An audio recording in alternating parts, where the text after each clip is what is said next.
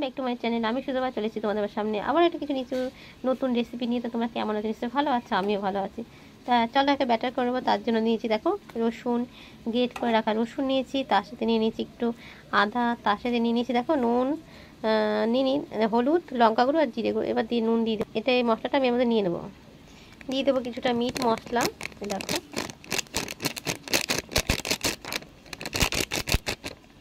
দিয়ে দেবো পরিমাণ মতো লবণ। নুন ছাতুকে গুণ গাইবে না, তার যা যেমন লাগবে সেরকম পরিমাণ মতো লবণ দিয়ে দেবে।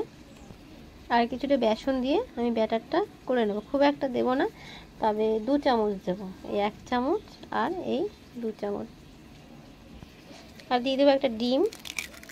এ দেখো বসিয়ে দিয়েছি একটা ফ্রাইং প্যান, দিয়ে দেবো সর্ষের তেল। যেখানে সর্ষের তেলে তো বেশি ভালো হয়, তাই সর্ষের তেলে দিয়ে দেবো। একটু সামান্য জল দেব, খুবই কম, হাফ কাপ মতো জল দিয়ে দিলাম। আর ঝালের জন্য আমি আরও কিছুটা লঙ্কা কুচিয়ে নিলাম। তোমরা যেমন ঝাল খাও সেরকম ঝাল দেবে। আমার মনে হলো যে একটু ঝাল হলে ভালো হবে, তাই আমি ঝাল নিলাম। এবার আমি এটা মেখে নেবো। তোমরা যেমন খুশি মাখতে পারো, আমি হাত দিয়ে মেখে নেবো।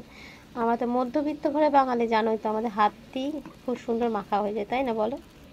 এবার চিকেনগুলো ধুয়ে রেখেছিলাম, সেগুলোকে এবার এই ব্যাটারের মধ্যে ভালো করে মাখিয়ে নেবো। এরকম সবগুলোকে ভালো করে মাখিয়ে নেবো।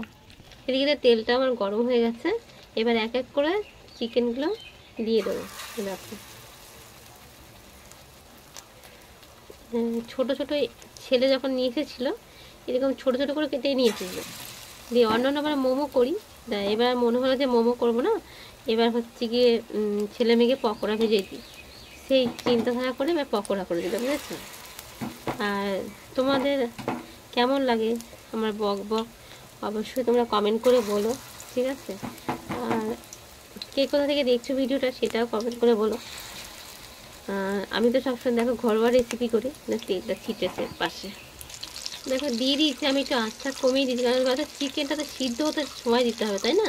তাই জন্য দিয়েছি। এবার আস্তে আস্তে উল্টিয়ে দেবো, দেখি কীরকম হয়েছে। দেখো সব উল্টে দিয়েছি।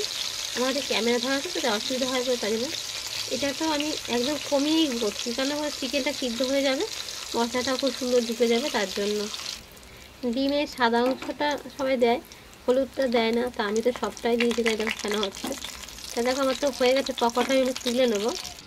দেখো তুলে নিয়েছি। খেতে তো সুন্দর হয়েছে, দেখতে যেমন তার থেকে খেতে বেশি সুন্দর। আমার মেয়ে বলছে দোকানের থেকে ভালো হয়েছে। দেখতে পাচ্ছ, তোমাদের একটা ভেঙে দেখাবো, দাঁড়া দেখাই। দেখো ভেঙেছি, দেখতে পারলে। তা কেমন হয়েছে অবশ্যই বলো। আর ডাল ভাতের সাথেও খুব সুন্দর লাগে, এমনকি চায়ের সাথেও জাস্ট জমে যাবে। তা আমার রেসিপিটা কেমন লাগলো তোমরা অবশ্যই বলো।